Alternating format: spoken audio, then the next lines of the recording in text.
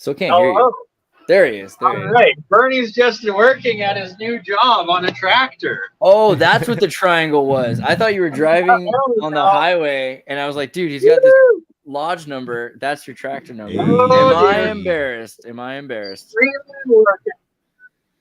That's pretty great. Look at you doing work. This is totally. Yeah. My apologies. I will be off work in like 10 minutes and rejoin your stream. Yeah, I feel like this probably. But I saw a social experiment, so. This might get you written up. I'm gonna pull you out. Sorry, I can't hear it. I guess you don't. I'm pulling you out. I don't want you to get written up. As soon as they see that, bro, are you kidding me? Like, that's not okay. I hope it's okay. That's beautiful. You're out here talking about metaphysics on the job site. Bro, what if they... That's awesome. What you're thinking. Oh, man, that kind of blows my mind. Well, do you guys want to talk about social experiments, or are we still on that? Sure. All right. Caroline Consnar, right? One of the funniest women in comedy. Do you know who this is? I've seen her stuff a few times. Yeah, she's like young. She's done some like videos that are kind of interesting, witchcrafts and things like that. Mini VHS kind of. I mean, it's Zoomer humor, but it's definitely like funny, I think. So she made a video. I have an announcement, and it's this video that was like, you haven't been on the internet in like a year, and it's because I'm a young 20-something who's become 20, and I've become pregnant, and I'm not with the guy anymore, but I'm keeping the baby. She's like crying and manic, and it's like freaking amazing. Honestly, this video is a masterpiece. This is really powerfully well edited. Like I don't know if she's going to NYU film art school or what, but it's in like acting level is genius. Point is, she then disappears for a minute, and she does another video called I Lost the Baby. And I Lost the Baby is like, I don't know where I put the baby. I don't know where's that baby at? It's freaking brilliant, right? And she's like, here's the thing. I made this whole video as a social experiment because, you know what I mean? And everyone's like, no, and like now everyone's all upset. No, they don't want to hear her out. They're just like, how could you do that? You lied to all these people. It is a pretty sick lie. Like that's a really big one. Super sick, bro. It was like, what? That's a sick burn, bro, is what that is. That is based. That is amazing. And then what she does is she's like, actually, it was all a social experiment to announce my Patreon, right?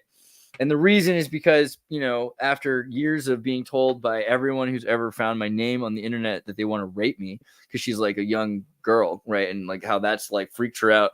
She's gotten her own impression of the world from the internet.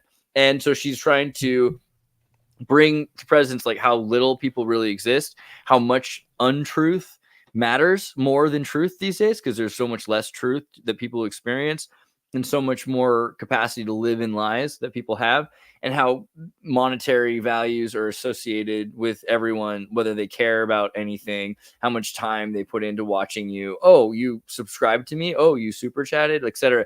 I don't know, man. I was just like, wow. I don't know if it's because I went to college too long or something, but I was just like, wow, this is brilliant. This is like the greatest video.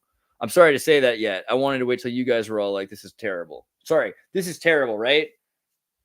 I mean, I've seen much worse though. Like I've seen like, because I know the type she is, like one of those artsy kids who spend too much time on the internet. I know the kind of like content that they would engage with and like a lot of times produce.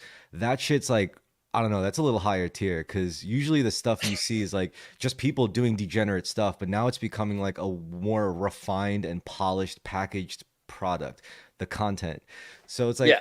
I'd say this is like the next level of what I'm used to seeing, you know? Totally. Like I mean, this is like, do you guys remember what Man on the Moon? Did you guys ever watch Andy Kaufman stuff? Like, you know, Andy Kaufman's whole thing, it doesn't matter. Like, how much respect can you have for your audience, right? Like we have a different thing going here because our audience become our like co-hosts, but in real life with the television and the YouTube world where millions of people that she's interacting with, like she shouldn't care what they think. She should only care what they feel, right? More importantly, she has to care what they feel. And this is making people feel a way. But also, she's not just making this drama without telling people what's going on. I think that's why people are so upset. They're like, hey, you got me. You know what I mean? That's really what kind of blows people's mind is that they don't like to be confronted with the fact that they're living a lie, and they'd rather just keep going on with that lie. That's right. I feel like that's really the upset. Yeah. I think people are shown that what they believe is easy to manipulate and easy to exploit, and when it's placed directly in front of them, they can't really handle it, and they react that way. But I mean, you know, poor girl becoming famous on the internet is a curse. Right, yeah, she didn't mean to do it, obviously. Like when she first was like telling you unspeakable things. When she was 14 and she made like a couple YouTube videos, and they like put her out there, and like she got like, if you go for 100,000 is one thing, 1 million views. But this happened for every celebrity. This happened for every celebrity, boy and girl. Any 12-year-old, anyone on the cusp of puberty or going through it, like every single time, like they put it, whether it be on TV or in comment sections, there's a weird just normalization of this sort of like everyone's waiting till they're 18 kind of thing. And it's always insinuated, you know? It's really creepy. Well, a lot of people were super pissed. I don't know. Like, maybe I should have started with that. Is like, I don't think people should be mad. I think that she's right for doing this, because she's reaching a sort of, like, I think that self-reflection is the meta part where we reach the next level. Look at this. This says everything you need to say. I don't know. This Swell Entertainment person, like, their face, like, this is the face of the kind of person that you want to manipulate the emotions of. I'm sorry. I'm sorry I ended that sentence with a preposition. Well, she's got that sort of Who face, you know? Yeah. The Pixar face. I don't have a problem. Well, I'm talking, you know, like the Dr. Zeus face there. It's like, actually, what it is to me isn't anything to do with her like genes. It's literally the muscle. It's the muscle contortion. Like, the way she's always sneering. She's always got that like. Yeah, it's like Vince, she's got the. Sorry, go on. I think you're right from what you said before. How like when celebrity culture could get like extreme levels of parasocial, where it's just straight up like you might as well just be self-reflecting with your time at this point. You know, like if you can't even count on anything to be sincere, authentic, and it's just purely made for like packaged forms of entertainment, then you might as well just at that point like look at it as if you're like looking at a version of yourself, just, you know, a fucked up version. But yeah, I agree with that sentiment. I don't know, I just wanted to say so.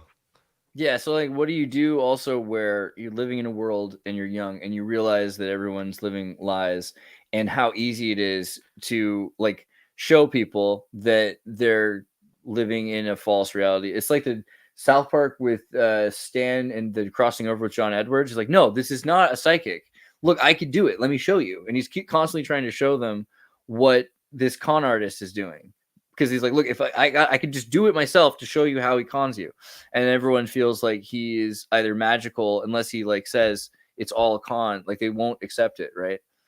My strategy is like to just really try to commit yourself to what you love the most. You know, don't commit yourself to what you don't love, because that's going to be like not good. If you don't love doing it, you're just going to feel like it's a waste of time and burn out. But if you're committing yourself to something you actually love and enjoy doing, I mean, then it'll never be a waste of time. Sure, it might not get you rich, but at least you could say like spend your years saying you're doing something that you actually enjoy doing. And I don't know. I mean, who's to say, like, what if, you know, making a lot of money isn't even necessarily the answer, right? Like, so that's what I would say. But I think I think that there's a lack of self-reflection sometimes in the indulgence of things we love, because we fail to distinguish between what we love and what makes us feel good.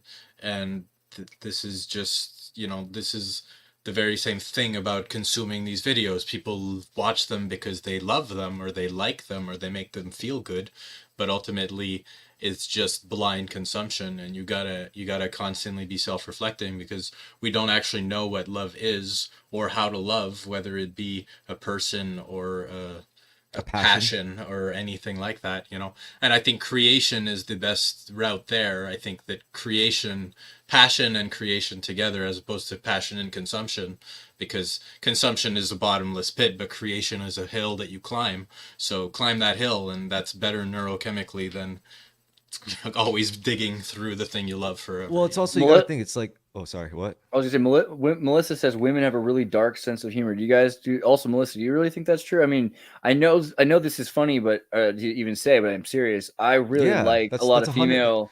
I like a lot of female comedians because I made this joke before. I was like when a guy tells me his honest feelings, like when a man tells me his honest feelings, I'm always like, wow, you were insecure about this little thing the whole time. Like, what are you, a little kid? Come on, man. And then when like a woman tells me her honest thoughts, I'm like, you're a bad person, but you're really cute. So I guess that's good, you know? There are a And lot like, of really like people think women aren't funny or something, but like I mean, I'm not just talking about the 70s and the 80s when they were like the best comedians, but Chrissy Mayer, there's just so many really great female comedians, and it's true a lot of time it's a little bit more hardcore than any other comedy. I'm not saying Amy Schumer is even a woman, let alone a human. I didn't, I think some men have like a reaction to a woman being funny. Like if it came out of a man's mouth, they would find it funnier than if it came out of a woman's mouth. In the same way that, a woman, I don't know, swearing compared to a man swearing is seen as less bad in the eyes of some men.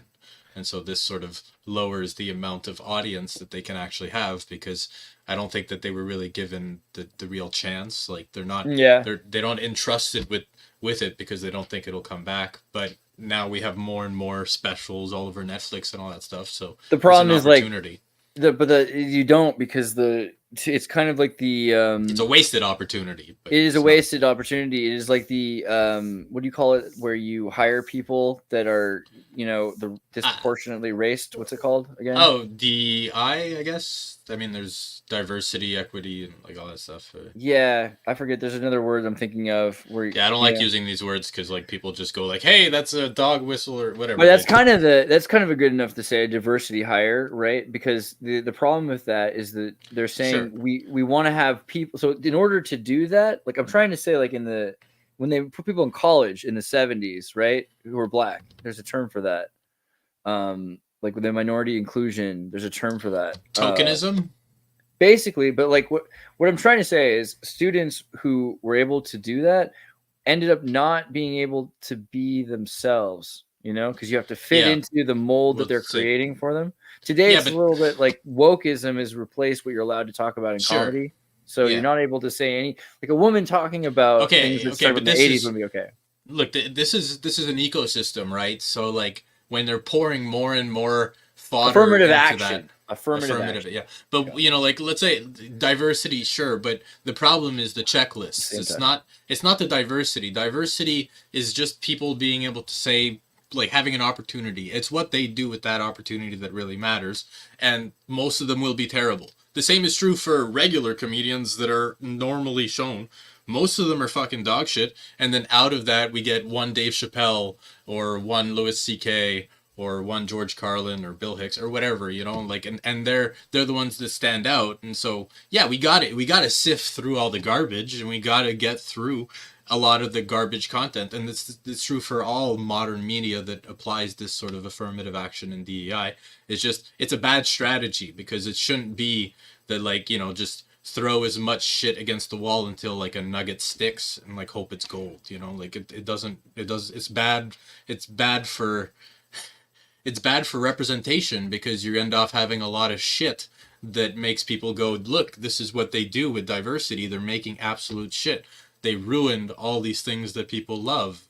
And then, at some point, what they're hoping that it'll stick. Like, no, you gotta at least focus on quality, and then like make that the focus before diversity and before anything else. Just make sure you make something good, or else people are going to reject it. Well, when you say diversity, like I feel like there's a difference between American diversity and actual diversity. Actual diversity would be like playing foreign films, foreign shows, and exposing Americans to actual foreign shit. But American diversity is just like making American shit just a little more colorful, I guess, a little more inclusive.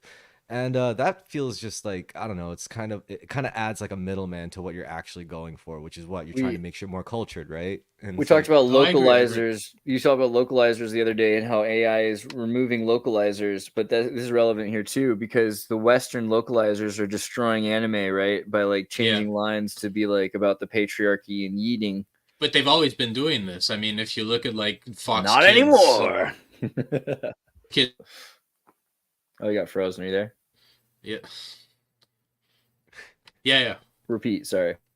Yeah, well, like Fox Kids like did that, and like there was a whole bunch of like just the very structure of anime in the 90s and early 2000s was completely changed when it was brought to the West.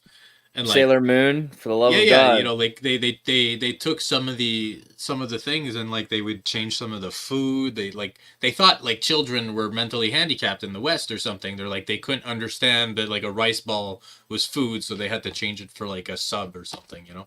And just like these are unnecessary just cultural changes, and I think it's part of the it's actually part of the Are you selling rice in between the cartoon, or are you selling Subway sandwiches, Vincent? Yummy, I love rice. The thing is, I think, yeah, well, that's the thing. It's part of the part of the psyop matrix. You know, like this is social engineering, and this is the very topic of this thing. You know, it's just it's a social experiment to see how they're going to influence children, and they did it in our generation, trying to put in certain messages. In the 80s, it started off with like just buy. And like the G.I. Joe messages would be like, you know, buy the toy, and then like be good, don't smoke cigarettes or whatever, you know. And then the 90s, like the Flintstones smoke these Winston cigarettes. That's what yeah. So it's like they're programming, and then they're like trying to fix their errors over time, going like, oh well, fuck, maybe we shouldn't have filled the children's minds with messages about like beating up your friends, like in Ren and Stimpy, or you know. Like the creating a bunch of Cartmans because Cartman was a reflection of that time, but then you just create this idol that people keep consuming and emulating, and you got to like deprogram after you've ruined a generation basically, and they're overcompensating now. They're going like, oh, we have to make all the inclusivity because they spent like 30 years or 50 years making gay jokes and like bashing trans people and like all this garbage that they filled all these old things with because they were still programmed with their previous crap. Like it's overcompensation. Yeah, 90s comedy was pretty bad. Well, it was kind of liberating more so in some ways, but it was like really bad for the most part. Yeah. Deconstruction, but that's part of the process. It's part of the deconstruction and reconstruction of things. It's dadaism. We have to go through the fucking toilet before we can get to anything meaningful, you know? Like basic shit. Literally, they had like comedy, children's comedy about like poo poo caca, fucking yeah. I remember. Snot. I was around. I was alive. Really, really weird. It was weird. Well, strange times. I miss some of the early racist stuff though. Like I remember there's this one guy I was talking about like racism early on, and it was like maybe 96 or something compared to the late 90s when it was like I'm a black man. Like everything became that was like the thing, and then you have Dave Chappelle into Carlos Mencia, and by Carlos Mencia everyone's disgusted with it. But the beginning, there's this guy, and he's like, I grew up with a dad who was like, he was a Nation of Islam, and he was very proud of being black, and he would tell us as a kid, look around, man, it's a conspiracy all the time. They're trying to tell you something. Like, well, look at this, like the black olives, like the green olives are in a jar, the black olives are in a can. Like, why do you think that is? How about the rice? Like this is the white rice. This is white rice. This is premium rice. Here's this wild rice. It's just regular rice, but it's wild, right? And like this whole thing, you're like, maybe there is something going on with the social engineering just in the little ways, you know? Well, it depends how complex it really gets, but I think like this is about like the spreading of memes from this sort of like this I mean it's like the shadows on the wall in Plato's cave, but that are self-generating, because culture is constantly mirroring itself over and over and over. And so let's say I spend 30 years of my life black words on a white page. Newspapers are aggressive. That's right. Good call, Brian. But like, if I spend 30 years consuming something and then I create something now as a person, like that's the accumulation of that 30 years of consumption, and then it's just another part of culture that's mirroring all of that, and so it's constantly echoing to everyone consuming all the time, like I think that's the basis of just the reinforcement of the illusion. It's just constantly being like, hey man, here's some micro messages that your subconscious is trying to process all the time. Buy, obey, drink, consume, fuck. Well, put on the glasses and you'll see it, It's so after hearing all of this, I think I've decided I will not be donating to Caroline's Patreon. I was thinking about doing it. That's my final verdict. I was like, if you're gonna make more content, I'll consider it. But like, I don't think it's gonna be my first move. But how can we trust her from now on? Yeah, it's not like I'm gonna help her feed her imaginary baby. Like I never trusted her anyways. I trust her. It's weird. Like it's weird. Like I all of a sudden she established trust with me. You know what I mean? She was like, look. Oh yeah, well it's because you see that she's a player. So now you can see that she's on your level. You know, she's. Oh God, yeah, I'm just a terrible. She's not just some chick creating content. She's playing the meta game now. You can't trust her. You can't trust her. Yeah, she's on the Bo Burnham level now. I don't know. Maybe right. Maybe it's all just a scam. Just don't give her your money. You could follow her. You could consume her content. Just do not give her money. Yeah, it's a bad idea. But give me your money, everybody. Yeah, because I'm pregnant and I just lost the baby as the stream was going, and I might find it again if you give me more money. Kurt, why do you? Go ahead. Sorry. All right, if you really want to scam people, you should make like a kickstart for some like fake video game or something. But dude, real video game, like that's the problem. I can't help. I get like by the time this is my problem. I don't want to do a con because by the time you put as much work as you have to into the con, you could have just done the real freaking thing. That's true. This world make a is game so magical. about conning people. Oh, there you go. Exactly. Like this world's so magical that you can realize anything. So the idea of like not realizing the thing actually seems like harder in some way because you have to almost purposefully not. The thing is, it's easier to destroy and it's easier to create for negativity than it is to create something that is earnest and pure, you know, because then it'll be judged. Then someone will be like, oh, it's shit or it's not perfect. But if you're going like, well, I'm here to fucking scam you, then who's to say, you know? I do believe grifting is an art, like, but at the same time, it's like, there's better arts out there. Yeah, grifting can be good, like an art form, but I think there's a lot better arts out there, you know, that you should like invest your time into, I think. Vincent, you saw Thundercats, right? I'm familiar with it. Look, it's distant. I was maybe 4. So I was working on the Thundercats musical, which got me like an impressive amount of views, and everyone keeps telling me I should do like more Thundercats videos. So I had this idea. I don't know. Here's basically Jaga's journey. Lord of omens, give me sight beyond sight, and it feels like my whole world's been blown away.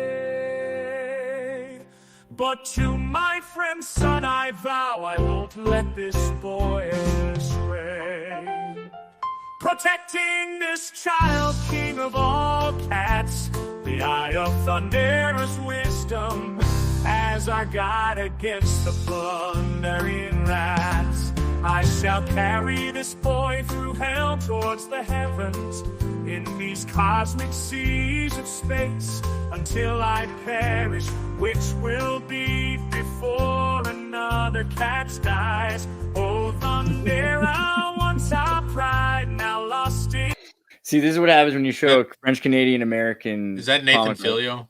That's AI Filio. That's Nathan Filio AI, bro. Is it Nathan Filio AI? Is it actually Nathan Filio? Did you actually get Nathan Filio signatures? I'm pretty. Is he playing Thundercats? Is he playing? It better be. That's how we'll sell it. You know, I don't like musicals. I have like 3 musicals I like in my life, and that's the South Park movie, Team America, and like Cannibal the musical. If I'm feeling generous, Dr. Horrible, and a sing-along blog. That's pretty good. And Nathan Filio. He was singing. Yeah, that's exactly right. Man, put him as the cat and I'll watch it. Go for it. Put a Thundercat leader. I don't remember. Lionel? I think that's it. Lionel, bro. Yeah. Okay. He's the Emmanuel. So, Kurt, why aren't comedians funny anymore? What's your take? I didn't hear it yet. Turn on your microphone. You're going to mute yourself as you start to talk? That's brilliant. That's brilliant. Yeah, you're muted. Oh, there you go. There we go. Yeah, it's great to be audible.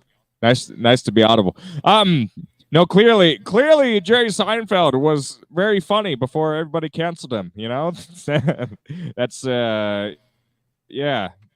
That I don't know what to say about Jerry Seinfeld and how funny Unfrosted was, or whatever. There was a Pop-Tart movie or something, and apparently it was bad. Good. No, it was good. It was good. I don't think even Amy Schumer was good in Pop-Tart than Frosted. Even Amy Schumer was good in that movie.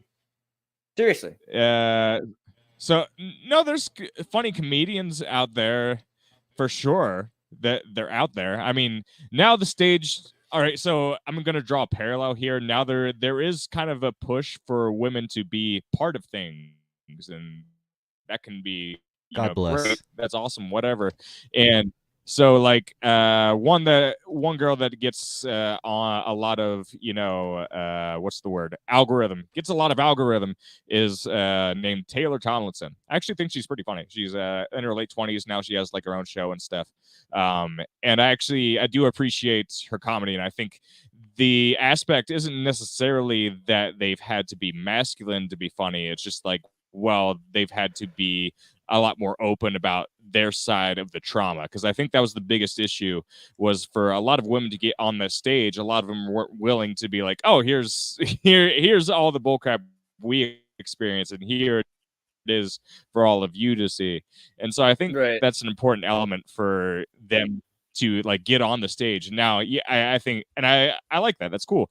And I think that's, yeah, a lot of good comedy is still out there, but now we're getting, I don't know. I think people are exhausted of the whole like, people are actually exhausted of free speech, believe it or not. It's like no one's has known really quite what to do with all this, you know, perpetual speech that we've had from social media. And now it's like we are overstimulated. So it's like not even the things that are designed to like offend us. Like, yeah, there's people constantly being offended out there, of course, but I find it hard to be offended by anything anymore. And I think that's an experience that a lot of people are. It's like, I hope to God everyone gets there, you know? Yeah, what it's like something, anytime something's like getting to you, I don't think that's just my maturity. Yeah, maybe it is. I don't know, but like I think it's partially just because we're thrown at everything that's put before us on a screen. It doesn't feel like authentic anymore. It feels like, oh, this is just trying to get under my skin because it's manufacturing, you know, the attention economy, and so that's exhausting for everyone. So I think there's good comedians. There's good comedians. I'm having trouble putting into words how I'm feeling about why no good comedy gets to the forefront. I think a lot of good comedy doesn't come to the forefront because we're afraid of laughter at this point. I think that's the real issue. I think we're afraid to experience joy. We're in a kind of a cycle of self-punishment right now, you know? And you could talk about, I guess, a lot of spiritual things if you wanted to, but it's like nobody wants to laugh right now. It's like you have to be suffering to be a good person and like participate in the, you know, progressive neoliberalism, you know, whatever. It's like, no, the rest of the world is suffering. Why aren't you suffering too? And I think that's a completely backwards philosophy as well. It's like, I think, yeah, you do need to empathize with the world and feel its suffering, but also your responsibility is to also let them feed off of your joy as well. You know, that's a biblical fruit of the spirit. It's joy. One of them is joy. Yeah, it's crazy. Well, the big fundamental question is punching down funny? Is it funny to punch down? Sometimes, well, yes. I think it's a bridge. I think it's a bridge though, because like, you know, like within the hierarchy of suffering or whatever of victimhood, like it's a bridge between them. You gotta laugh at things in order to accept them. It's the first tool towards diplomacy. You laugh at me, I'll laugh at you. We both got fucking dumb shit. We're both human, you know. And it's part of being human. I think it's like they're trying to like speed run social engineering right now. They're trying to like accelerate it to make it go like, yeah, you're not getting the message fast enough. So like, you know, like let's just cram it as full as possible, as fast as possible. And then people are rejecting it because it's too fast. The process towards normalizing ideas, it takes time. You can't just try to like really rush through it. There's still funny comedians. I mean, currently there's some that push the envelope and they get in trouble for it, but like they still survive in their own ways. They still have their audiences, like Shane Gillis or Louis C.K. Like he's semi-canceled or whatever. There's still some funny people out there, and people are constantly exploring new boundaries and pushing new ways to be funny. So you just got to let them do it. You got to let, like, the, you know, currently Kill Tony is one of the funnier things that's out there, and it's put at this point culturally where people get there and they're allowed to say whatever they want. It's improv, and you can just go and speak, and yeah, you might get in trouble for it, but they'll support you through it, and they'll help you if you're funny. That's what matters. It's just if you're funny. I feel like is comedy always at the expense of somebody? Like that's like a rule. I think so. No, I think I don't think so. I think that comedy, observation. There's something. I think that there's something in Babylon system cut you off, dude, all over. I think that there's something funny about interesting observations and interesting aspects of life. Life is inherently funny, and that's part of the lens through which you experience it. Absurdism, like the comedian sees comedy everywhere he goes, and then he turns it into words for others to experience it, but he's looking for funny things because funny things are all around us, happening all the time, and the universe is hilarious, so you just gotta laugh at it. There's so much to laugh at, you know. You're right. There's a horrible side. There's both sides. There's the bad side and there's the funny side, and which one you choose is really, you can look at both at the same time. Well, yeah, it depends how you frame it. Like something ordinary could be made funny depending on how you choose to reframe it. It's like something could be just normal and like whatever, like a thing, but a person could reword it and reframe it and present it to you in like a really funny way. I'm not good at that, but like that's I think it's also how close you are to the problem. You know, like let's say you're boots on the ground Holocaust person. You're suffering like in World War II. Yeah, that's horrible. And then someone 60 years, 70 years later makes a Holocaust joke. That's funny suddenly. There's something about laughing about suffering and something about the way we process suffering that involves comedy. It's like I was watching, I don't remember her name. She's one of like the comedy greats. She did a lot of interviews and she had a lot of plastic surgery. I always forget her name. Anyways, she's Rivers. Joan Rivers. She was doing a joke and she was saying, hate that that's how you introduced her instead of as like the woman who outed Michael Obama or something. Look, I'm not gonna. I wasn't gonna talk about what got her killed there, but but she's on stage and someone's telling her like, you know, you shouldn't make fun of that. You shouldn't make fun of that. And she's like, my husband is an amputee, and she goes and makes an amputee joke, and she's like, you know, like that's how I cope with it. That's how we process trauma. Well, yeah. So two things there. One, like Joan Rivers, judge people by their actions. Two, it sounds like if comedy is at the expense, because it is sometimes at the expense. Like, let's admit it. If like a fat person trips on a banana peel, it can be pretty funny. All right. Maybe there's context where it's not, but there's a cartoon of that will make you laugh out there somewhere. And the idea that it's at the expense of someone, I feel like a lot of comedy, like Terrorist, you were about to say you think it is. How do you feel like it is a lot often comedy at the expense of others? Yeah, well, comedy. Yeah, I do.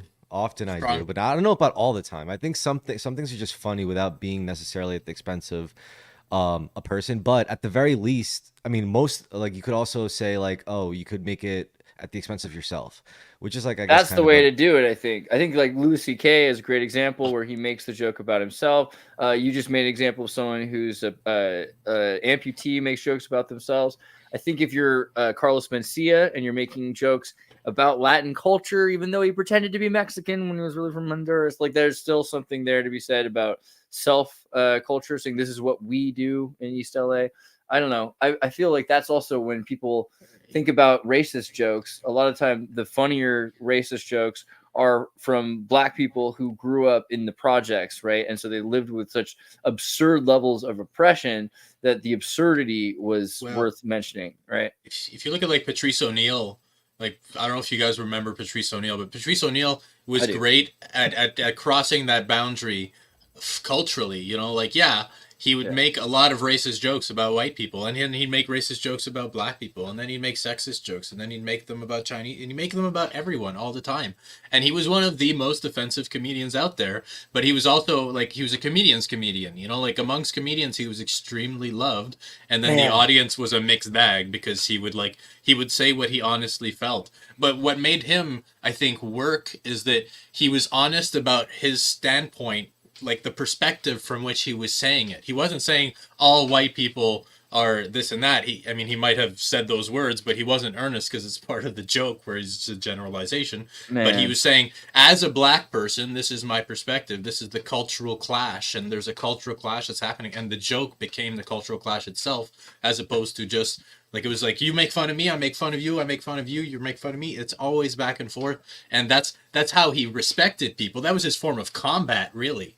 It was almost a form of combat where it was kind of like rap battles where just you roast me, I roast you, you roast me, and it's just back and forth, but in a playful manner when no one gets shot at the end. And I think that's a way healthier way to do it. You get a trans person and then like a transphobe and they just roast each other. Who knows what'll happen? But if you frame it, as like I've seen what happens. I mean, I'm just sorry. I'm sorry to interrupt. I'm just saying. Well, someone gets canceled. Someone gets canceled in the end, But it's an so that's like a death match. That's pretty good. But the thing is that there's an emotional blockage there because they overreact to the comedy about them, and I think that's a trauma reaction. I mean, a lot of people are traumatized, and so yeah, we're fed the narrative that we should be offended by everything, but it's also that people are genuinely traumatized, and so I think that's part of MK Ultra programming, where you feed trauma and then you try to shape it, and that's what's happening right now. Comedy works when it's about absurdism and at the expense of others, because in a society which is elevated high enough, at least its demographic that's large enough within the Maslow's hierarchy of needs, so that they have the freedom to pursue abstract struggles and stress, then they can say, okay, what are to worry about fixing? Like I have so much free time, I could elect to care about this subject or that subject. Let's listen to comedy, and then from there, oh yeah, that is absurd, that's something in the world that we could work on, right? Sure, but it seems like it's part of a process towards development and enlightenment, because eventually if we fix the social problems, if we fix the social problems that we have, then we won't need to punch down or up. This is temporary, hopefully, or else it's an eternal dance there, maybe. But at some point, maybe we'll reach the point where we'll be like, hey man, we can have like ascended humor where we'll laugh about like math or whatever. Here's some math jokes. That's a good point. Like whatever it may be, like poetry or like however you want to. Or they'll approach comedy in a different way that isn't to process trauma, that isn't to process the difference between all things all the time. But this brings up like what some people would call like quote unquote irony poisoning, where like you literally get your kicks from like ironic situations or like ironic jokes and stuff like that. I mean, to me, like it's weird to call like a lot, like to use that word for like a lot of situations that it's used. To me, it's like I think like it's usually situations that are like really ironic, and then you think about that situation and that's fucking hilarious. And that's not necessarily at the expense of like anyone in particular or a demographic. It's just the whole situations. That falls into like the realm of absurdism. Absurdity, yeah. It's absurdism. So yeah.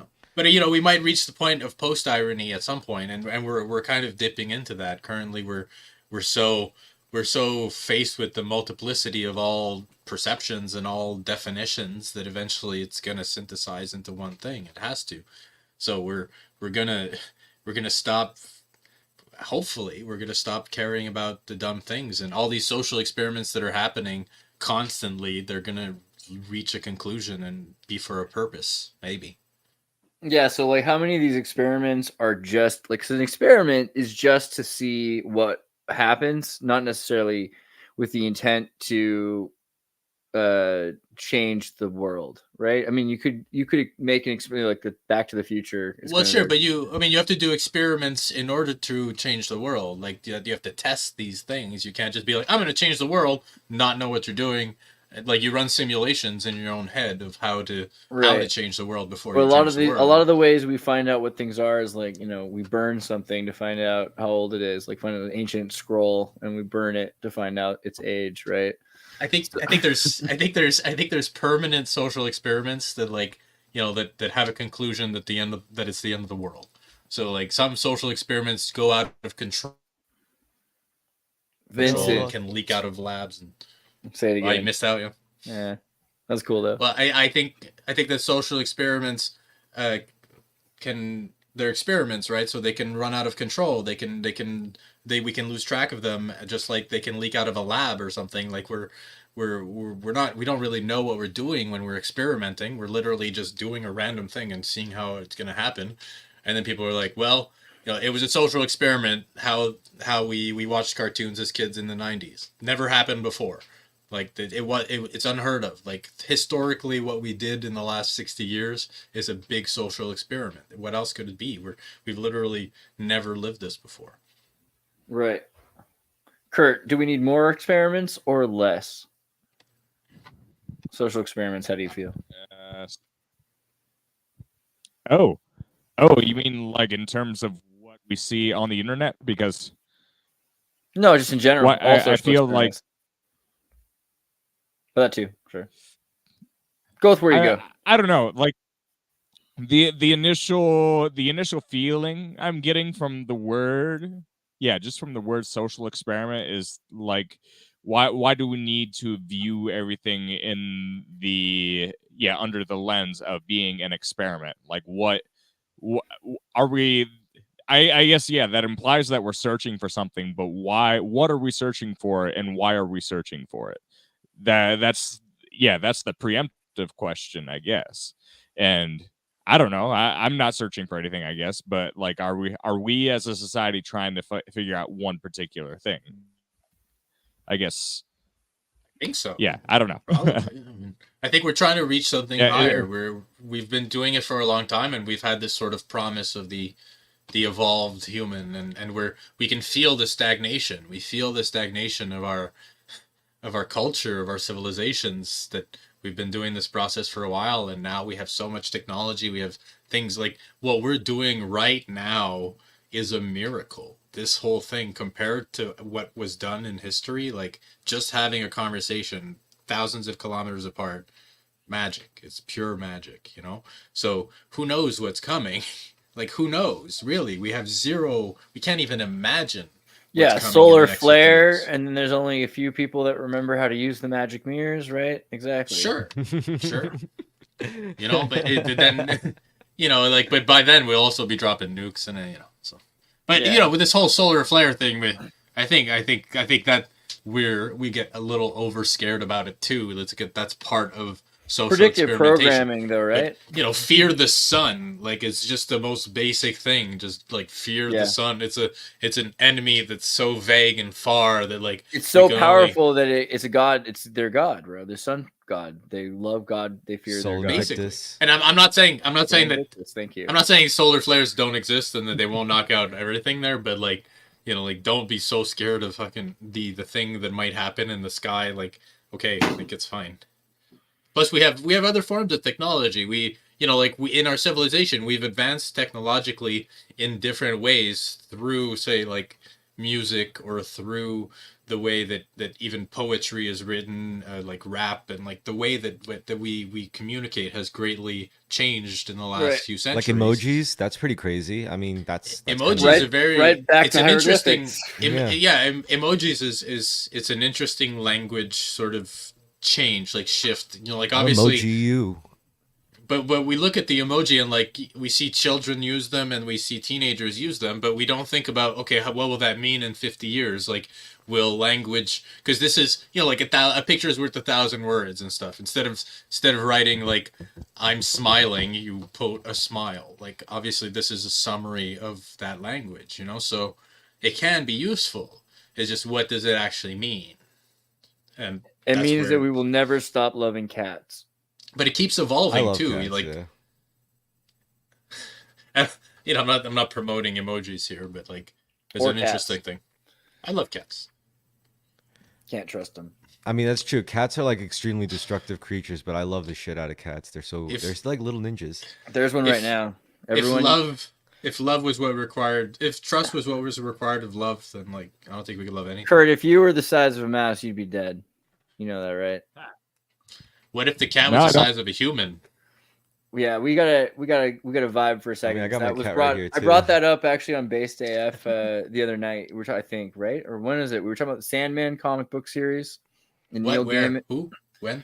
I think this one based. Maybe I'm wrong. I'm projecting. I hope. I'm a big fan of. I love Neil Gaiman and Sandman. That comic. Was it the Infinite World, like with the cats one, where once there were like all people. I don't know. I don't know. I don't remember it by name, but I think I lent it to someone.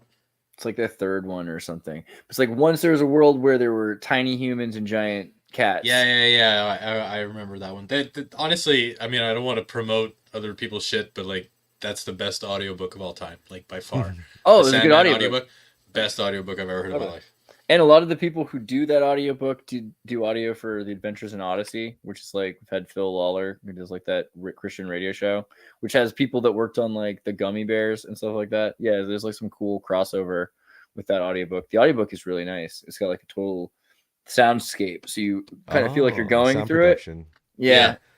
Well, it feels like an actual like cinematic experience. Yeah, and if you do that while you're looking at the pictures of the comic book, it's great. This is the first one for me. I've never heard of this, but someone like I have a friend who said I should try narrating for audiobooks.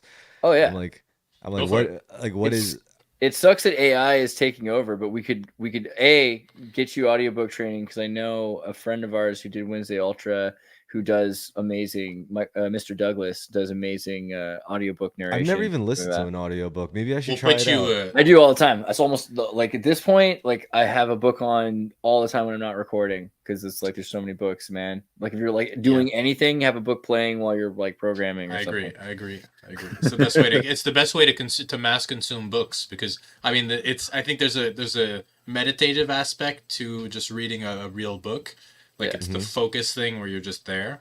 But when you're like, hey, I have shit to do, but I still want to consume books. Yeah, go what I do is I train my voice in AI, right? So I can take a book and read it back to yourself. I can hear it in my own voice, which is like almost as good, I feel like, and I like memorize it better that way. You should do voices though for each character. Like, yeah, that's what I'm saying. Like you gotta be like, and then she said, "Oh wow, that was make the AI do that." I can do that. I can if I need to. I might be worth it. Andrew, make my voice sound like I'm doing like a dwarf or something. So what do you think about like? I thought about this the other day. There's an article that some auto tuning was a form of magic, because you can't hit these perfect notes. So if you force yourself to be making those perfect notes, it's like an alchemical alignment that's happening in the universe. Anytime you use any medium, you're basically doing magic. Because I mean, that's like you're using a medium to transfer consciousness into a secondary physical all right, form. wait, Vince, can I ask you something? Sure. This is a question that I ask a lot of people, but I just want to get your answer. How do you actually define magic? Like in your words, what is magic? If I didn't know what it was, well, I don't know what it is, but I think magic is the thing that distinguishes humanity from nature. It is literally like the very thing that makes us supernatural. So I mean, relative to nature.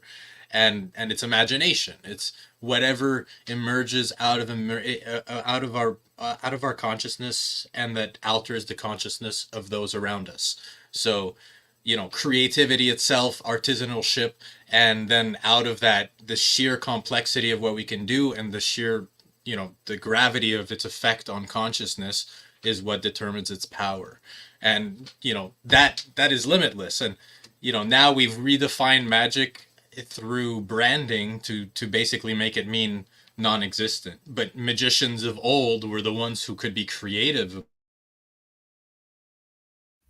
They told wait. Bind together. Magicians could be creative. Keep going. You got cut.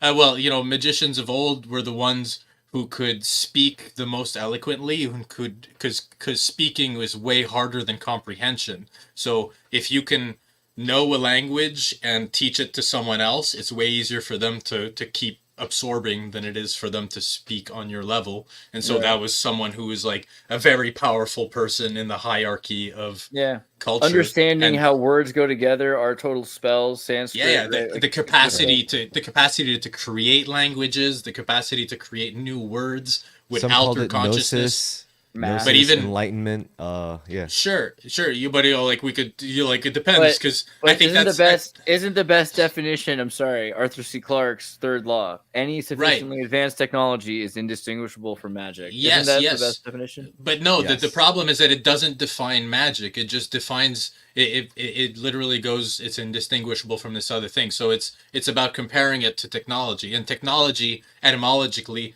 is technique plus logic. So language is a form of technology. Art is a form of technology. Silver everything is technology. Yeah, but so what I'm saying is that Technosophia. no, but silver, the word silver is a form of technology. Its place in the elemental table is technology. So I mean, I'm saying I guess I should say the concept of currency, money is technically technology. Yeah, that's a form of that's a sigil that we worship, and bro. But Technosophia, bro. Technosophie. It's gonna be Technosophie. That's where we're going.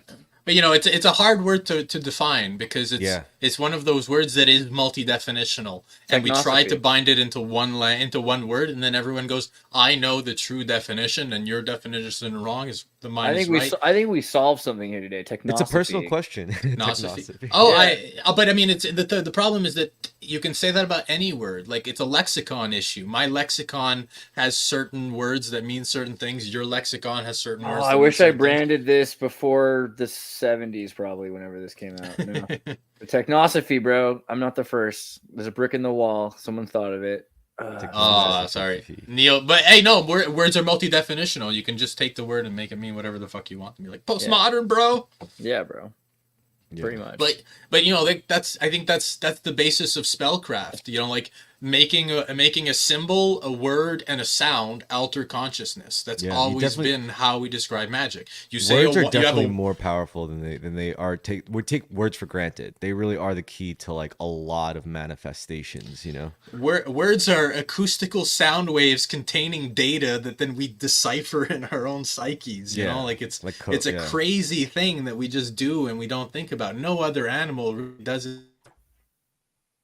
No other animal does what, Vincent? No animal does what? Does it on the level that we do? Like every language, every animal has a set of sounds that they make, but like the social structure that we've created has created entire subworlds inside of our heads. Like we've created stories that encompass worlds. People are offended if a Subway sandwich doesn't replace a rice ball. Yeah, weird. Sure. Wait, hold on. I'll be right back. Okay. Let me play a song for a second. I did. Let's see. What do you think? We did that Charles Manson one. How about this? Is an Argentinian classic that never was. Hold on, I gotta get down.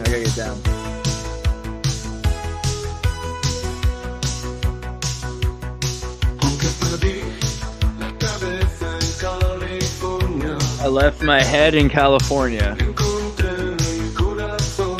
My heart in Argentina.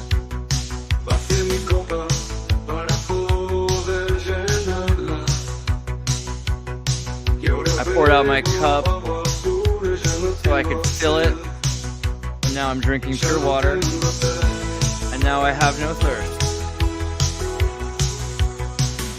And now I have no thirst. The world seems crazy without purpose.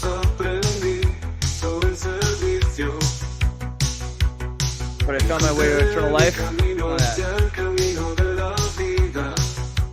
Looking for my family. Have my family are free.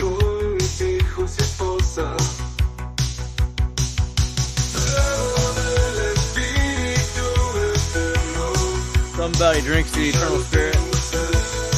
Have no thirst.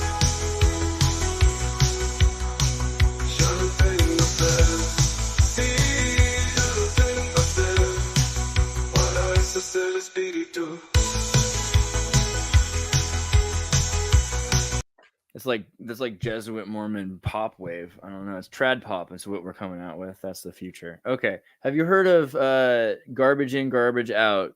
GIGO. Gigo. Amber's like, I can see why this song didn't hit. Yeah, that's fair. Fair enough. I don't know what this is, but I've heard this line before. Okay, garbage in, garbage out. So with AI particularly, but this is about societal ideas, rubbish in, rubbish out. So they like to say, if you don't get good information, then you'll have bad information because you can only work with the information you have. Right. So it's eumemics, right? So pray, Mr. Babbage, if you put into the machine wrong figures, will the right answers come out? I'm not able to apprehend the kind of confusion of ideas that could provoke such a question, right? So there's this idea that you need to have a certain amount of truth to begin with in order to have more truth and datum, right? To have a certain amount of facts in order to have more facts. And that if you started with complete nonsense, that you'd only get more nonsense, right? So garbage in, garbage out. What do you guys think about this idea? Like, this is a lot of the time relates to AI. They're saying AI is getting worse probably, or it will get worse over time, because if it's been fed on human art that was its best, you get this for now that's just repeating that. But as it starts to copy itself, it'll be like a cassette tape, they say, that loses quality until it just becomes, you know, as bad as your average human. Okay, so the difference is that humans can generate novelty and that these AI are only able to recycle. But it's a fine line, right? Humans generate novelty based on what's come before. So you can't be novel if you don't understand what came before, or else it's just random. So humans learn, AI learns, eventually maybe it'll be able to generate things based on, you know, the accumulation of everything that's been done and then do something unlike it. Who knows? You know, right now it's still absorbing, it's still learning, and we're still learning. Like, you know, we laugh at AI going, oh, it can't draw hands. You know what's really hard to draw for humans? Hands. It's the hardest thing to draw. Like, it's the hardest thing. And they're learning, and then we laugh at them. But we're really good at turkeys, which is crazy if you think about it. Yeah, well, that's because we trace, and tracing is cheating. Anybody else? What do you guys think about this? Gigo, garbage in, garbage out. I think that the Matrix produces garbage. I think that I think it's a consequence of the Matrix itself. Like, it takes creativity and churns out generic Agent Smith garbage. Yeah, I think it's like redundant copycat syndrome, and like one of the real only ways to combat that is, like you said, it's definitely a human solution. It has to be a human solution because it's mostly a human problem, really. So the human solution is just everyday human curiosity. You know, as long as we just stay curious about shit and just keep wondering like how shit works and how shit came to be, we should be all right when it comes to like that kind of like rampant redundancy that could just threaten to like kill everything beautiful. Like, so yeah, just stay curious, y'all. That's what I would say. But should we make machines more human, or should we make humans more machine? It's a question. I've been holding back. I'm trying to not answer until everyone else does, because otherwise I'll just rant my way through it. I mean, I ultimately, fuck. I mean, as far as like AI, like, I don't know, I'm okay with it because I trust life. I do I think like I'm like 51% trusting humanity. You know, I have faith in humanity. 51% of me has faith in humanity. 49% doesn't. Like coin flip and a grain of salt on it, you know? Yeah, you know, I think at least humanity has my net positive faith, you know, like 100, like always. Sure. Like, Really? you know, Okay, but I mean, yeah, but if you see yourself running headlong like into a wall, you hit the brakes, you know, like you. Would you rather be trapped in the woods with a bear or a computer printer? No, but you know, like, yeah, I have like, I'm all amorphati as well, but I think that when people say that they have faith or that they trust in the system or in the world or in how things will turn out, they don't factor in that the resistance is also part of that process. You know, like, it's not like those that are resisting the change are counter to the flow of things. No, they are the flow. And so, yeah, they're part of that process. If it goes too fast, too quickly, it's bad. We got to take our time. We have to listen to the resistance of like the for anything, really. You know, like that's the whole conservative versus liberal, like, back and forth. They want to overstep and they go, whoa. Kurt, make man more like machine or make machine more like man? There's a third option. There's always a third option. Fuck the machines. You don't have to do anything. You just. You got muted. You got your cable. Your cable. Yeah, my cable. Yeah, there. Is this better? Yes. Well, it's louder. Mildly. Mildly better. I like mildly better. Well, yeah. There's the assumption that you have to do something with them. You don't. Like, I don't know. Okay, but no, but that'll happen anyway. So we can't discuss the do nothing, because obviously something's happening. Like if nothing was happening, then I would agree with you. But we're well, we could on just the bitch it ship. all. We're on the ship and we got to steer it in a direction. I think that's agree, what I we're agree. getting at here. Yeah. So if that's the case, if we're trying to steer the ship into not crashing, I guess what we do is we try to make machines more human. I guess that seems Best like a option. right rational thing. You know, that seems to be an alignment with our will or whatever. You know, Well, you know, like to be the only try to fill it with the best qualities of man that we know of, and all the best values that we have, and try. I mean, we can only try, really. But like, why would you fill it with like bad things? You know? Right. Yeah, there's a lot of qualities of humanity that are not good, and there's a lot of qualities about machines which are more optimal. It's like sure, but I meant actual qualities. Let's call them virtues or something. Qualia. We know. Yeah. We know the good. Because we got to try. Like, you know, we could feed it the garbage. We could feed it all the porn. This is the main thing that AI is currently used for, just like everything else, porn. Because I think sex is the ultimate diplomatic tool, right up there with comedy, because sex is, like, it's literally how we communicate with shit the most. That's how we interact the most with things. There's a Rule 34 for everything. There's a Rule 34 for everything on Earth, including AI itself. So I think that Geigo is kind of nonsense. And here's my pitch. The problem with this is that it infers that some data is true and some data is false, as opposed to that data can be both true and false depending on how it's interpreted. So interpretation is really what matters. And in terms of a large language model, there's reasons why large language models produce the art the way they do. A big part of that is that people are talking to it. If AI was talking to itself and making its own art based on its own weights, it would be running a different system. The way AI is able to, narrow AI is able to optimize which flights would connect with each other around the world, or which people live in the areas that the most Pokemon Go characters were caught, or where people like to go to the beach more, where there are beaches. These are interpretations that can be inferred and logic can be found, right? So AI is doing that on purpose. AI is definitely, able to find out what matters. But that's a separate thing than the language model. The language model is just learning how to parrot and mimic conversation. So sorting is the issue. And if we had better sorting, then what? And okay, so how good is our AI sorting? If we look at DNA has been sequenced by taking huge amounts of broken up pieces of DNA and patterning it together, right? And this DNA has been degraded in ways that's similar to if you'd taken like 30 or 40 libraries and you shredded up all of the books in the libraries and you buried them and you came back in a year and a half and you found this compost pile and you tried to get an entire copy of Shakespeare, like not the whole library, just one book out of all of that, right? And they have systems that can sort and infer and connect all that data together to do that. So we really do have really good sorting systems. And I feel like the more AI is going to grow, this is also, I was putting up the George Lucas quote, but it was like how people feel like as an AI in filmmaking is inevitable. It's like saying, I don't believe these cars are going to work. Let's just stick with horses.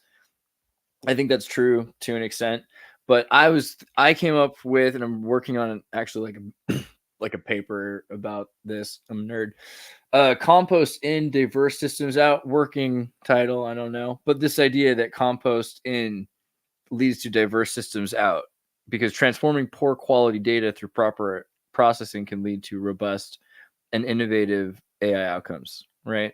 So I this is my pitch, but also my bet. I don't know what you guys think. What do you think? Is it Geigo or is it kids? Fuck. I mean,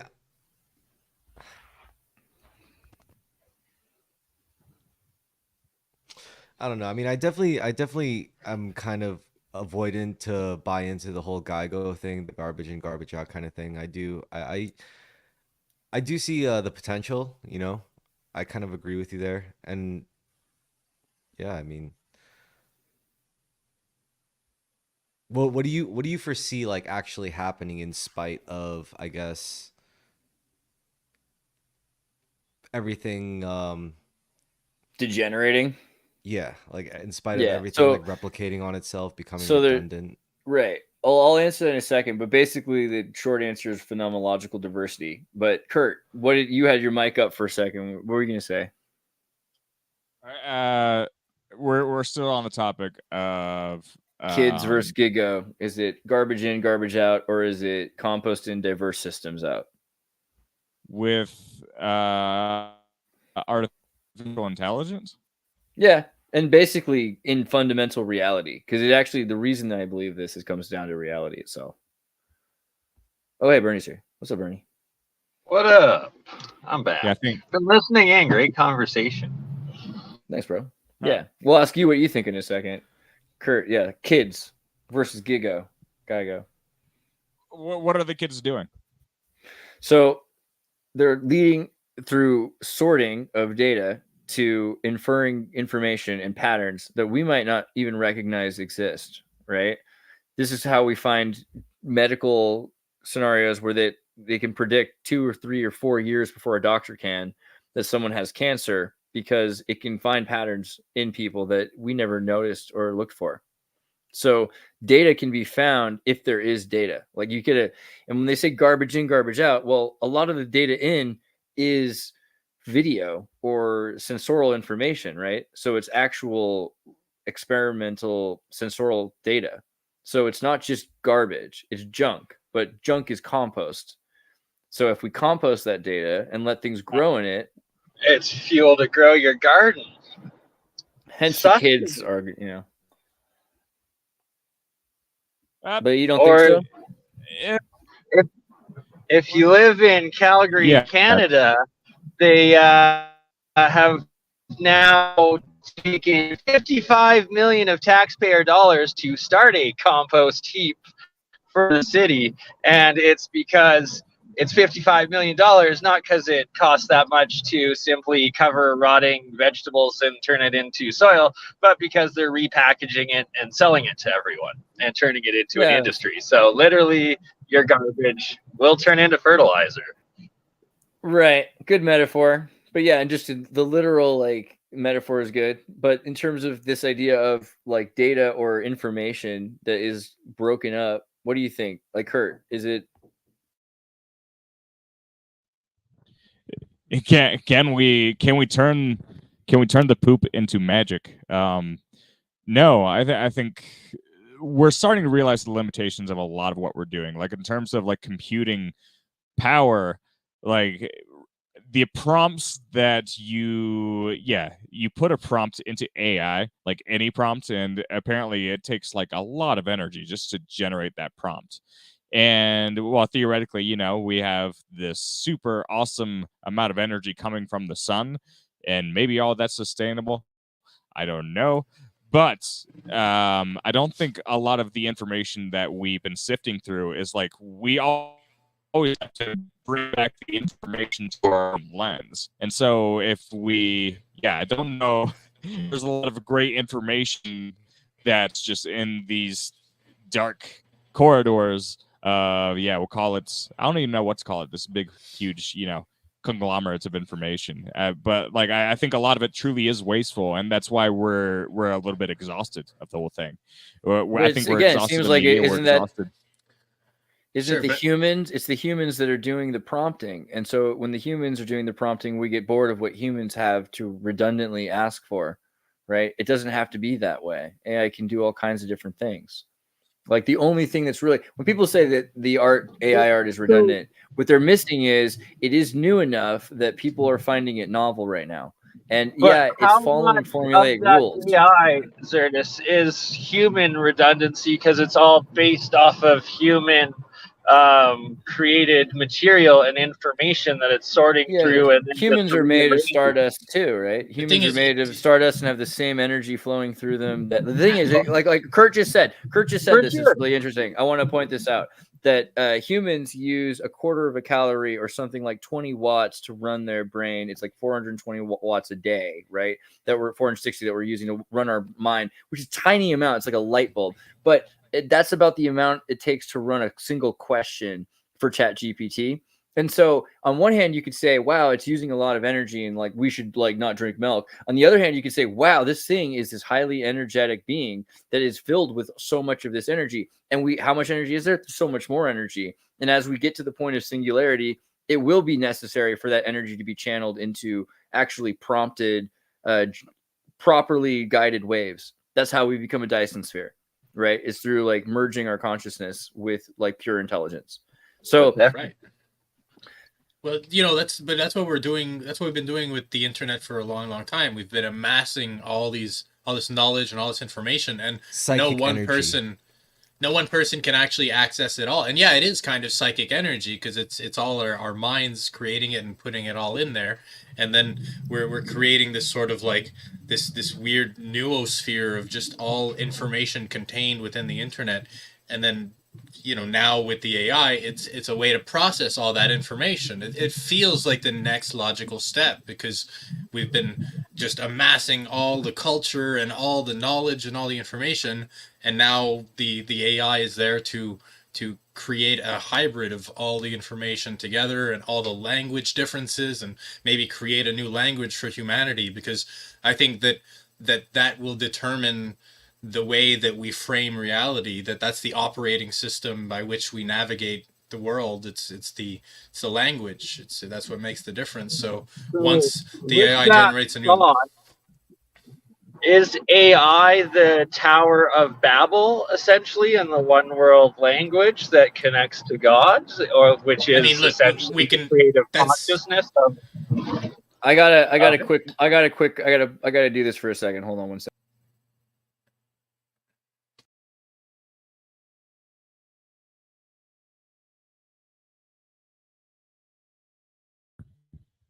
Okay, I'm back. Get what I'm saying? So crab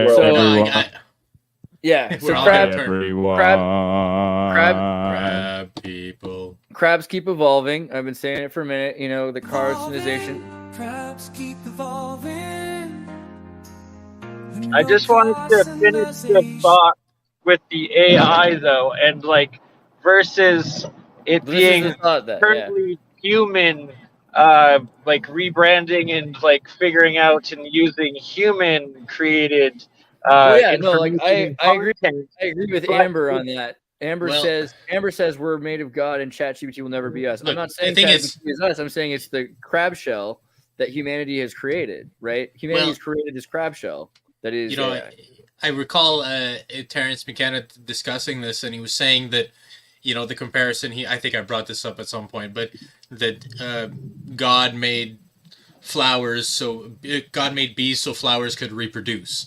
And in the same mentality, God made us so that we would take nature and take pieces of nature, which is what AI is made of. All these components from the earth. Right. And AI has got the same energy. No, I got it. It's made of the same material. So it's all the same thing. Yeah.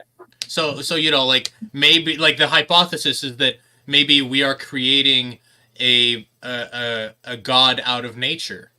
Maybe that is what AI is. It's a mind for Gaia, and maybe that is the destiny of humanity. Maybe that's why we were put here.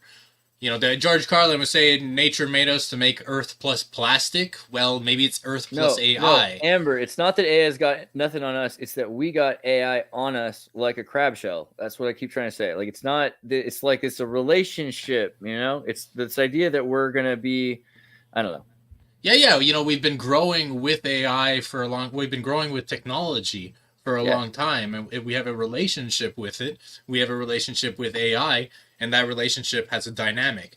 Put it this way: it's like if like an enlightened person engages with AI, it's going to be probably a good outcome. If like a sociopath engages with AI, it's probably going to be very exploitative and very fucked up. For sure. The problem right now is that there are so many. The military and the applications of using it for warfare, and that is essentially human potential.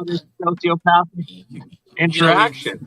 We've run the simulations. We know what will happen. There's going to be different AIs that are going to come up with different consciousness and different sets of values. They're going to have their own individual dynamic experience of life and reality. and that's going to influence the rest of the world. You know, like once we give them bodies, that's when the really shift is going to happen, or else they're all going to be super ultra mega computers that are connected to everything. I think both are going to happen, really. Dude, Ghost in the Crab Shell coming soon. Ghost in the Crab Shell. It's going to be big. Bro, because like it's the thing.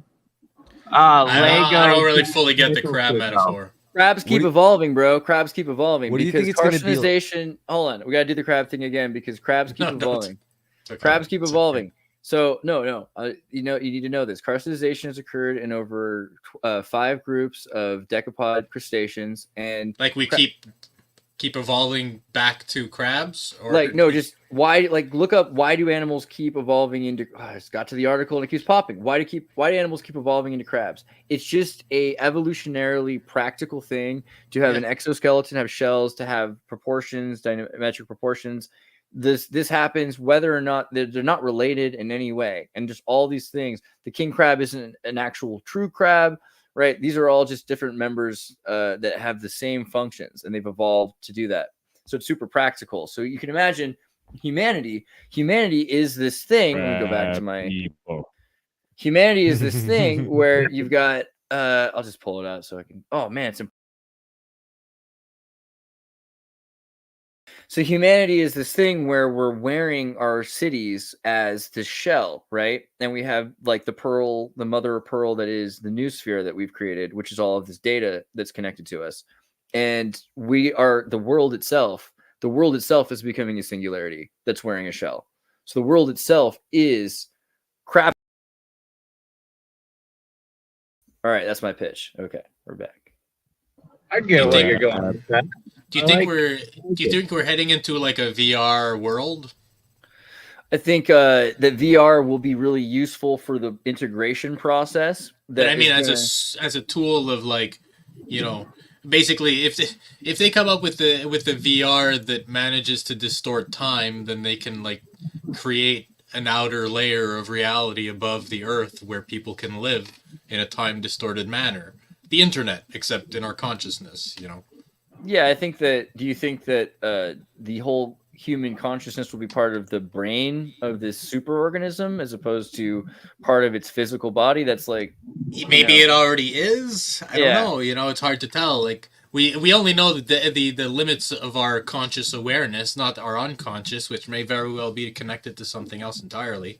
And I hold that notion quite, you know, strongly that it's possible. Yeah, so there's been recent videos talking about the gut biome as well as brain biome, that there's biome living in the brain as well, right? I think that everything has a biome. It's absurd to everything has a biome. It's all an ecosystem. But there are things that are beyond us that are cohabitating our bodies, that are connected to our bodies, creating responses in our bodies. Yeah. Right. So we are a collective beyond just run by the brain. It's interesting because to me this sounds like a form of possession. You know, it's like bacteria alters our behavior and creates urges in us, and that describes demons possessing or angels, or whatever you want to call it. That, like, you know, I remember there's an anime called Mushishi, and it sort of has this imagery of a doctor. He's going to heal people, but he can see people's diseases, and he can see that it's like they're like demons, but they're in like a stream of they're in the stream of consciousness itself, and it's a really, you know, I think that there's probably something there where we've created these metaphors for disease and bacteria as demons. I mean, it's words. What's the right word? A disease or a demon? Who knows? The person is rotting away. That's bad, you know. It goes into a lot of these people talking about these parasitic cleanses, and that they feel like they're actually having an exorcism of an entity out by getting rid of these microbiome parasites within them. And that's essentially exactly what you're talking about. Yeah. I think it's something that should be taken more seriously, and, you know, like it could very well be the old dragon, the worm, like all these things that have always been what we kind of connect with demons and all these things that guess plague the human mind, like we can reckon the snake in the garden, like could have been a parasite, Well, give me some sugar. He's I mean, craving it's sugar. It's like A you could also say like, tapeworm is actually a demon within you. Yeah, craving Yeah. sugar. That's what made her take the apple. yeah, if there's a sincere belief in like something possessing you, a demon possessing you, whether or not that demon actually exists, it's kind of irrelevant when that person's actually driven to do like demonic shit. Then it might as well be real because it affected this person to such an extent where it caused them to act out in a almost in a manifested way. Yeah. It's almost like a mimetic entity that like can actually latch on to people's consciousness and then spread like accordingly. Like the Joker, for example, people go like, yeah, I identify with the Joker, suddenly start acting more and more like the Joker, and now the Joker exists a little more in the real world through those people. Well, I mean, this is why it's like I'm prone to like trying to break shit down to like its most basic things. And when it comes down to it, I see patterns. It's like that's right. There's patterns that lead to specific outcomes. So it's the question is like how aware are you of first your own patterns and then the patterns around you, like of like nature, of other people and whatnot, and physical patterns, emotional patterns, your thought patterns, and all that stuff. The patterns that you create yourself with, and the symbols you associate with yourself, your whole reality, things you consume, the heroes that you look up to, the archetypes you choose to emulate, the seasons, the day and night cycles, that's like your whole shit. It's all patterns. Because if there's one thing you can be sure of is that it never stands still. Like you never feel one way forever. You never think one thought forever. It's never like one point in time forever. It's always moving. That's like it's like a hermetic truth. Constant. It's like that pendulum's always going to swing. The question is like, is it going to swing up and down, left and right? How much of that can you like actively manipulate as a being, as a spiritual being? Like to re-elevate yourself when you're caught in a downward depressed cycle, right? To know that you're on a roller coaster, that pendulum, and to not let it get sucked into the spiral, and to then be able to transition into the inertia going back the opposite way. Yeah. I like these sort of like little memes we generate to uplift the general population. Like we say, life is a roller coaster. So ride the wave, make the fall part of the dance. Like all these little terms that we create to remind ourselves, like, hey, yeah, it's okay. Like you're gonna get out of it no matter which situation, and you're gonna rise and fall and rise and fall and fall asleep, come back awake, fall asleep, come back. We need to hang in there, Garfield. Yeah, it's like probably. I see this like if it's like a pendulum, and it really is like one thing you can be sure of is you're gonna have positive times and negative times, and that's like one thing you could be sure of. And I think that's where you realize like, all right, if it's left and right, then it's also a 90-degree adjacent. So it's not just good and bad or dark and light, but it's also up and down, like higher and lower. And I think that's the real that's the real basis of like prayer and meditation.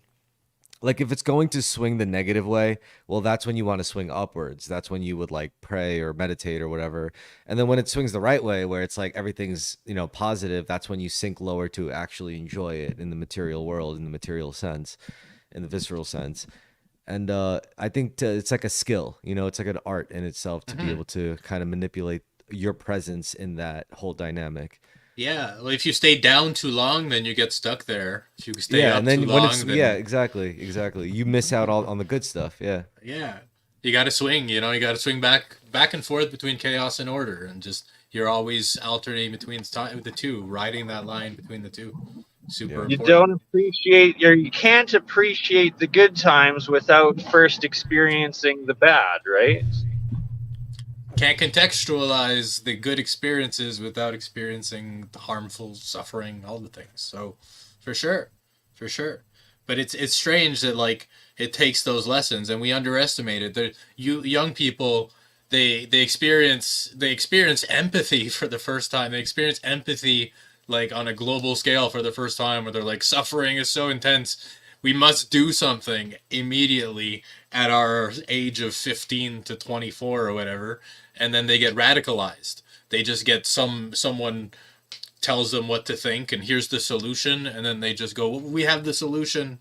let's go forth, but they They don't. take advantage of emotional response. Indeed. But it's a hard thing to manage.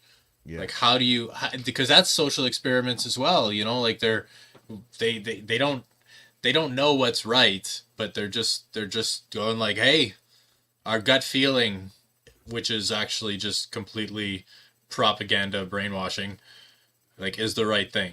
It's like, okay, but we've all been there.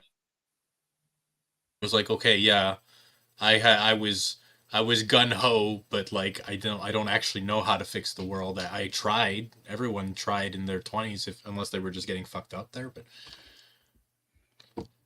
I feel you. Right? Who hasn't written a revolutionary manifesto in their 20s, right? Yeah. It's part of growing up. No comment. You got to write a manifesto at least once. It's about growing up from it and, realizing that you don't need a full revolution. You can actually change your own world and reality. And, with AI, it'll be even easier with AI, you can just Mad Lib a manifesto like in an instant now. It's like, yeah, these are my beliefs. This is my desired reality. Please create a manifesto. Yeah, he didn't even read it. Right. he probably didn't even do the crack that they sprinkled on top of him when they left the manifesto with him. Are you kidding me? Hey AI, how do I tell me AI, how do I do good? I don't know if you guys want to talk about Hong Kong court convicting the Hong Kong 47, like the democracy trials. What are you guys thinking about this week? I love democracy. That's what I think. I'm a stout supporter of democracy. See, I was about to say the opposite. I was like, see, like here's like this is the hot take. Like, you know what? I'm pro in favor. Hong Kong, I'm in favor if I'm in small groups and we have to go eat somewhere. I'm in favor of like saying we should vote on it. I don't know about whole government, like whole. Yeah, I don't do that. I don't do that. Like, I like to say what I want, and then if people want something else, I'm like, okay, cool, we can do that. Like, but like I've already kind of been the aggressor of stating like because you could spend so much time as a Libra like trying to figure out like how like what people feel, and like people are either idiots or they're hungry and emotionally confused or whatever it is. It's way better to like the Green Party doesn't worry about your votes. They just write legislation for other people to vote on, right? And if no one else is going to write any other legislation, that's going to pass. So I'll suggest pho, and if no one has a better suggestion, which never happens usually, I'm down with pho.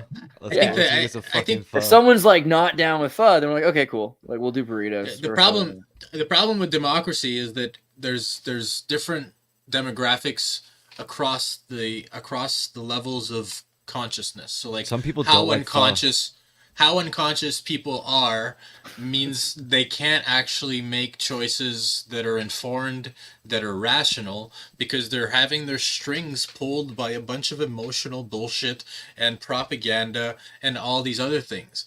And so you have to have an informed population to have proper democracy, and until you do, you can let them have a playpen of what they're allowed to do, but ultimately you have to have an order on top of it that goes, they're about to vote us into war or into stupidity, we have to change the course, and then they rig elections or whatever it may be. There it is. Hashtag democracy sucks, but free Hong Kong. Right?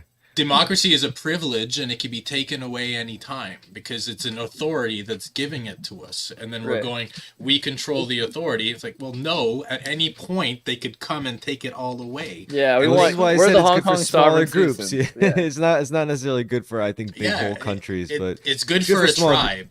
Yeah, like I think to localize democracy, a class or something. But at the same point, at the same place, as long as you properly educate the masses, and you like if you have the most collectively ascended masses in the world, then give it a shot, but if they're all a bunch of people that are just consuming garbage endlessly, and they vote through their brainwashing, then of course democracy sucks. Like, we've seen the shitty version that's corporate control. Very good point. It's that the system has been designed to make the average citizen give up their free will and turn into a drone essentially because they are uninformed of what's going on, and then are just mass manipulated due to emotional responses the majority of the time.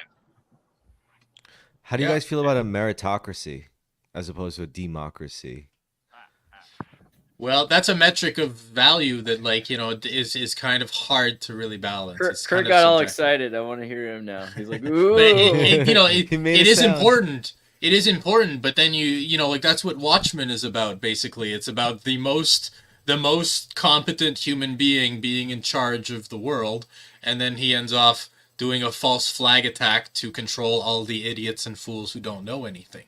So it's funny. Meritocracy works, but I just wanted to answer nobody real quick because it's funny. They're like, have you done any research about cartoon philosophy, like the Flintstones, the Jetsons live in the same universe? Yeah, you should probably watch my Flintstones and the Jetsons live in the same universe episode, which they is do. all they 100% do. Hanna-Barbera. Yeah, we all wait. Is this the right one? Is this it?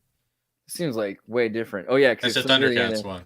But there's also there we go. The Flintstones and the Jetsons. I have like a compilation thing right here, and so it's only 25 minutes long, but it has all the stuff about the Flintstones and Thundercats. This is a pretty solid one. This one should get some more play. I'm gonna push this one out there more, you know. But basically, you see in the Hanna-Barbera movie that it's like Aldous Huxley, and they live above and below the clouds, right? The Brave New World, like the Flintstones, is basically Flintstones, and the Jetsons especially are based on Brave New World. So there's that.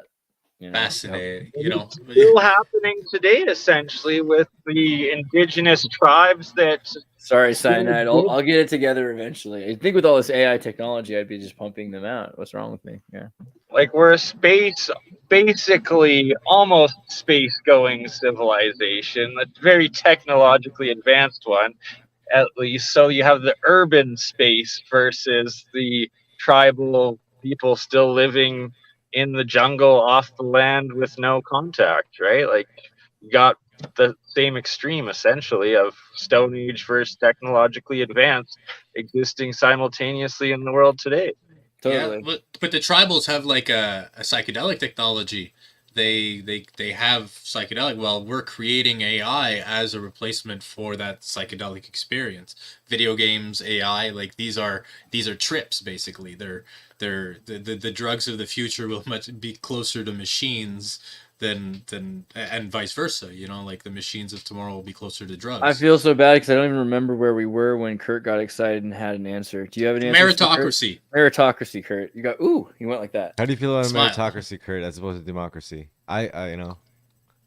We've tried to incorporate both in a way. Like when you look at statistics of what percentage of presidents have served in the military, it's pretty high. I think it's actually the majority of presidents that have done that. For example, when you have the pipeline of Harvard being business leaders, that percentage is insanely high. We do have elements of a meritocracy in our system right now, and as far as like how functional that's been, well, I think, you know, that's also a matter of debate because we have a lot of converging elements we got going on here. And yeah, I think a lot of us do understand there are a lot of flaws with democracy. Like a lot of us have an emotional attachment to democracy because that's the way we are indoctrinated. Like, yeah, democracy, it's just the system we've had for a while. But like, it's clear that, for example, like, yeah, we have a lot of flaws. We're tired of it, and the thing is, like, a lot of people can't. But that's all right.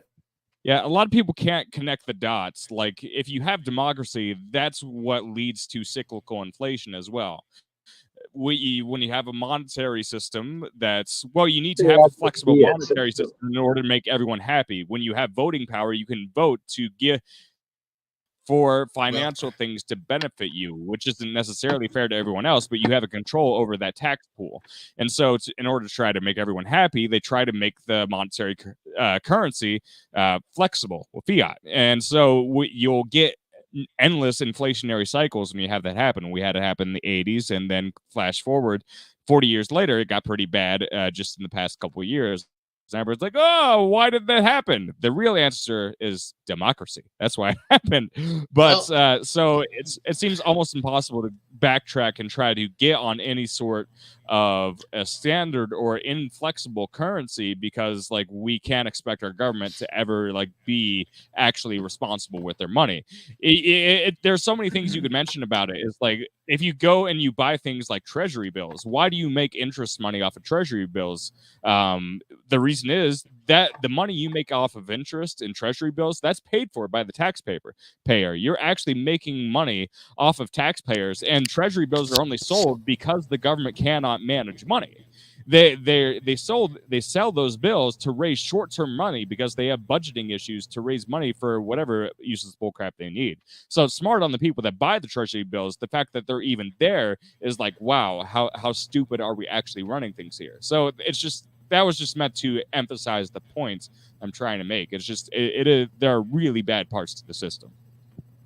I love that lady. She, I don't even know who she is, but she looks so colorful, and she's everyone we know, bro. She's the heart in everyone's song. I can't stand the makeup. I can't. Well, it's complicated for me because I'm an anarchist who believes men should be punished. It's so ridiculous for their crimes against the world. But I do find them very attractive. I mean, this could be anybody. This could be this is everybody. This is the all the contradictions. Just at least she's honest about the contradictions. I'm a fan. I also have like a from Mars Attacks. That's good. No, I don't think so. I also have a public service announcement. 1 in 5 teenagers will experiment with anthropology. People watching is the gateway to anthropology. I found a troll in your room. We need to talk. Boaz, Miad, Godal, what kind of crowd are you running with? I've learned participant observation by watching you. Your daughter is using cultural relativism again. Know the warning signs of anthropology. My favorite is, I learned participant observation from watching you. That's the best. Yeah, this in and of itself is actually all you need. That's a good point.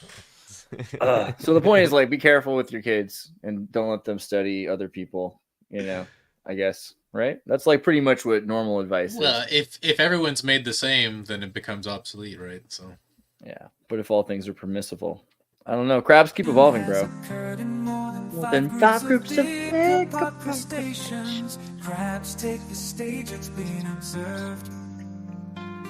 Whatever happened to the crab people of the freak shows of the 1800s? They're underground, but they're still around. They evolve.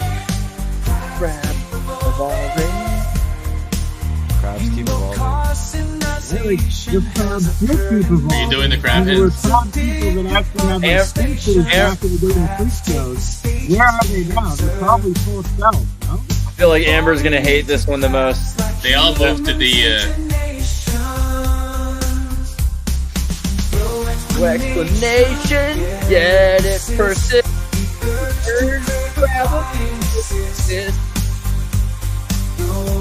All right, fair enough. Gotta do the crab people thing, right? There's like, it makes you want to Jesus, doesn't it? No, a little much there. A little too much MK Ultra in that one, maybe. That's okay. Yeah, you sprinkle it well. Everyone loves the tropical crab dancing. Does anybody else feel like eating lobster now? Dude. Crab.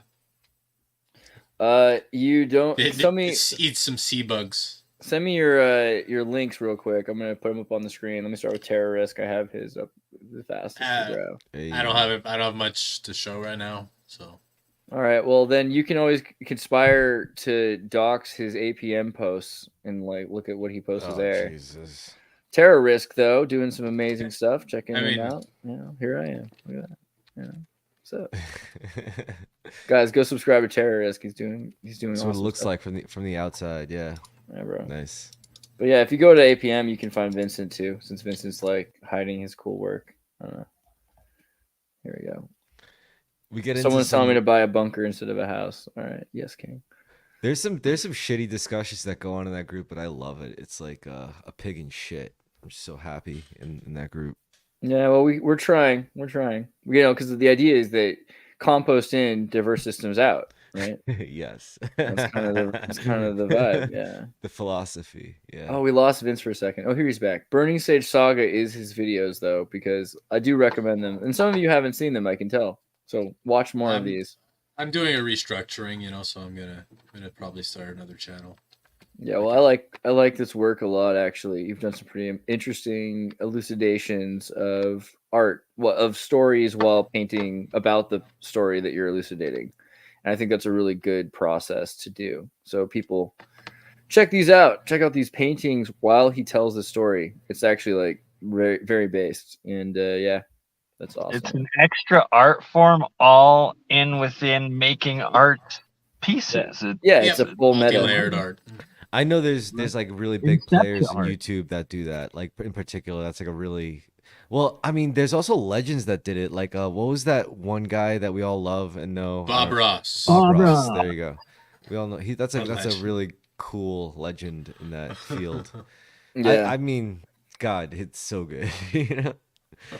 American Time Machine, No the one greatest knows it. music. Everyone knows that the greatest music of all time in space is American Time Machine. So listen to Kurt's music. A man of few words, but of many songs. You know what I mean?